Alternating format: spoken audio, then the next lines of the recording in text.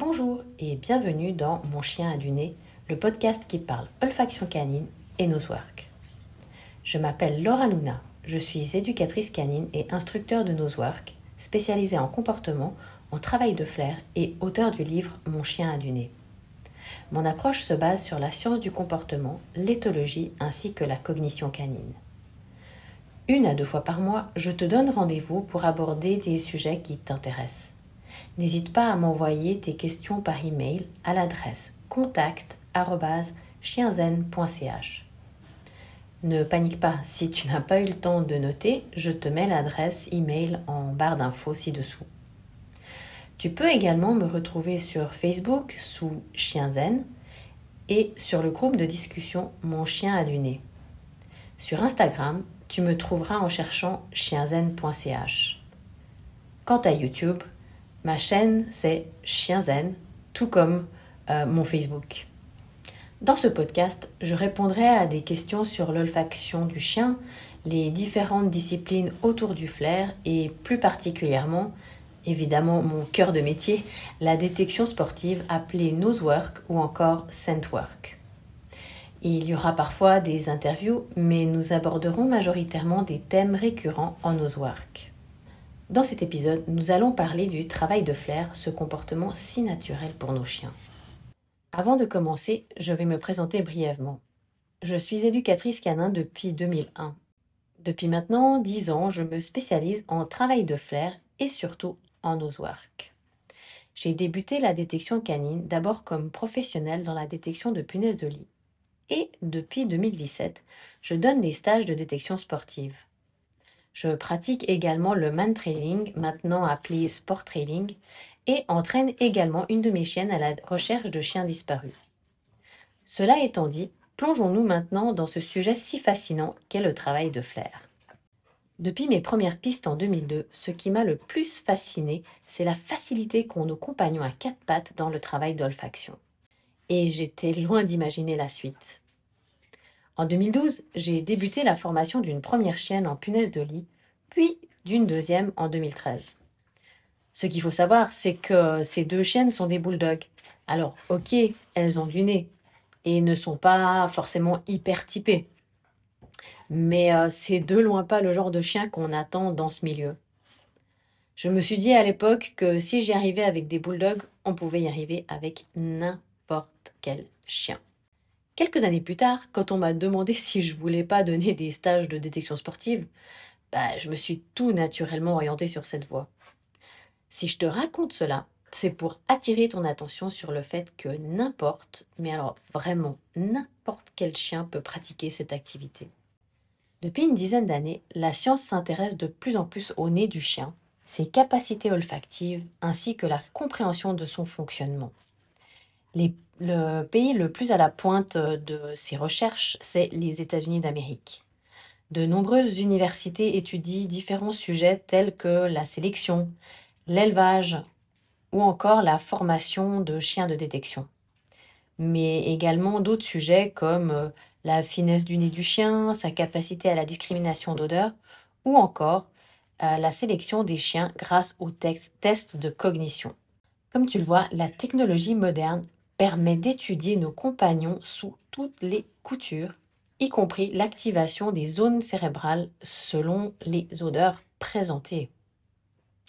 Dans les découvertes les plus surprenantes, on trouve une étude scientifique de 2015 menée par le Dr Hall aux États-Unis et qui a démontré que le carlin est meilleur dans l'acquisition de discrimination olfactive que le berger allemand. La science confirme que n'importe quelle race peut acquérir les compétences nécessaires à la pratique du nosework. Les chiens testés étaient 10 bergers allemands, 11 carlins, 10 greyhounds, tous chiens de famille. 1 carlin et 9 greyhounds ont été écartés de l'étude dans les premiers stades. Je te cite un extrait de l'étude en question. Début de citation. L'opinion publique et la littérature scientifique reflètent l'hypothèse largement répandue selon laquelle il existe des différences dans le comportement entre les races de chiens. Les évaluations comportementales empiriques directes de ces différences, cependant, sont rares et ont produit des résultats mitigés. Un domaine où les différences de race sont souvent supposées est l'olfaction, où les bergers allemands, les chiens de chasse et les labradors sont couramment utilisés pour les travaux de détection des odeurs, tandis que les races miniatures et les chiens brachycéphales tels que les carlins ne le sont pas. Le choix de la race pour la détection des odeurs peut être davantage motivé par des choix historiques que par des données scientifiques. Dans cet article, nous avons évalué simplement la capacité des bergers allemands, des carlins et des lévriers à acquérir une simple discrimination olfactive et leur capacité à maintenir les performances lorsque l'odeur cible a été diluée. Nos résultats montrent que, contrairement aux attentes, les carlins ont nettement surpassé les bergers allemands en acquérant la discrimination olfactive et maintien des performances lorsque la concentration odorante a été réduite. 9 sur 10 lévriers n'ont pas terminé la formation d'acquisition parce qu'ils ont échoué à un critère de motivation. Ces résultats indiquent que les carlins ont surpassé les bergers allemands dans les dimensions de l'olfaction évaluées. Les lévriers ont montré un échec général à participer. Dans l'ensemble, nos résultats soulignent l'importance de la mesure comportementale des différences comportementales supposées entre les races. Fin de citation. Dans ce contexte, je comprends bien mieux pourquoi mes bulldogs ne s'en sortent pas si mal. Mais finalement, c'est plutôt logique.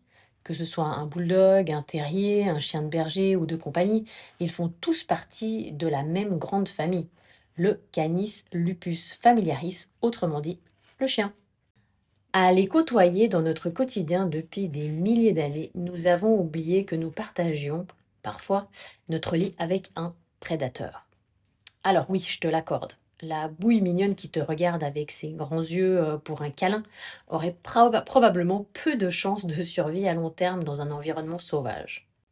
Il ne reste pas moins que malgré toute la sélection opérée par l'homme durant ces millénaires, le chien demeure un prédateur. Bien que pour la plupart des races, il ait perdu en grande partie ses capacités liées à la chasse et qu'aujourd'hui nos chiens ressemblent plus à un omnivore opportuniste qu'à un des grands traqueurs, la prédation reste inscrite dans son ADN. Si on prend en considération ce fait, il apparaît logique que le chien ait autant de facilité en travail de flair. Non seulement nos compagnons utilisent leur flair pour chercher de la nourriture ou d'autres choses bien moins ragoûtantes, ils utilisent également les informations olfactives pour communiquer avec un congénère ou un humain, glaner des données concernant l'état émotionnel là aussi d'un humain ou d'un chien, et même parfois pour s'orienter. Une étude a démontré que, en utilisant l'olfaction, les chiens étaient capables de détecter l'odeur de stress ou de bien-être chez l'humain. Dans cette étude, des personnes ont regardé des images vidéo effrayantes pour certaines et très agréables pour d'autres. Leur sueur a été prélevée, puis placée dans une pièce neutre où se trouvait une personne sans rapport avec la sueur. Les chiens ont ensuite été invités à rentrer dans la pièce.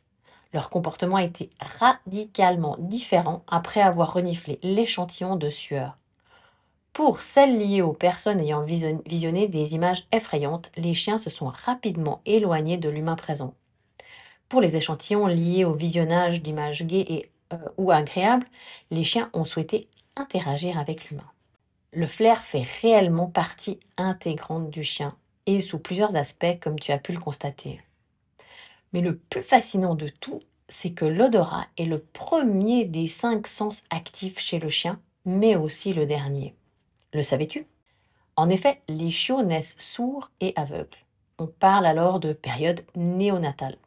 Leurs yeux ne s'ouvriront que vers 10-14 jours de vie, suivis quelques jours plus tard par l'ouverture du canal auditif. Ils seront complètement opérationnels vers l'âge de 3 semaines environ, avec un accroissement rapide de leur développement locomoteur. Naître sourd et aveugle représente un sérieux handicap pour les chiots. Comment retrouver la mamelle nourricière?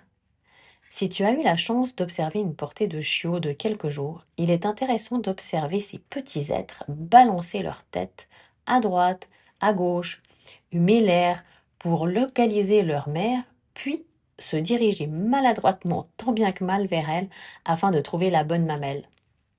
Oui, parce que bien souvent, on retrouve le même chiot toujours à la même tétine. On peut donc aisément en conclure que le premier sens que développe un chiot est celui de l'odorat. C'est ce sens qui lui permettra de se nourrir, de grandir et donc de vivre.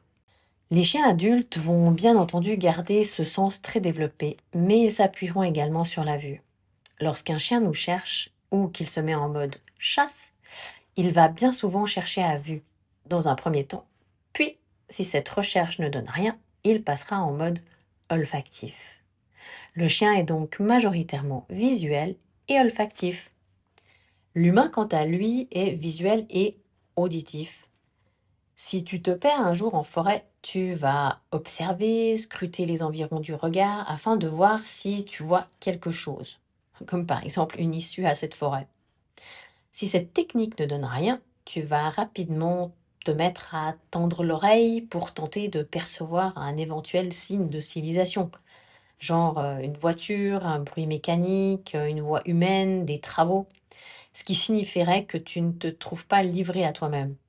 Nous sommes donc visuels et auditifs. En vieillissant, tout comme nous, les chiens vont perdre en acuité visuelle, parfois atteints de cataracte, voire même devenir totalement aveugles. Le ouïe pourrait également se retrouver affecté par le poids des années. Progressivement, tu pourrais te rendre compte que ton chien ne répond plus à tes demandes, ignore tes appels, voire même ne réagit plus au moindre bruit, signifiant qu'il est devenu sourd.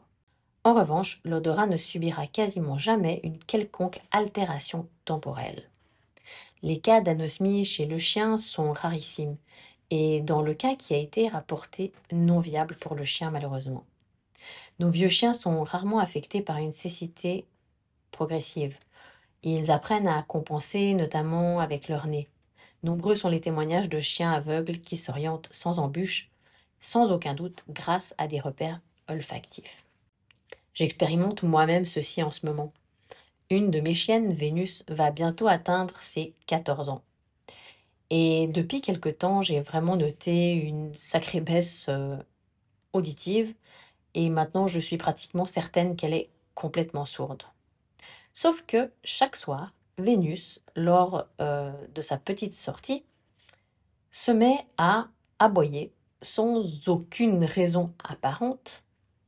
Et je me suis toujours demandé comment ou pourquoi est-ce qu'elle aboyait, sachant qu'elle n'entend plus.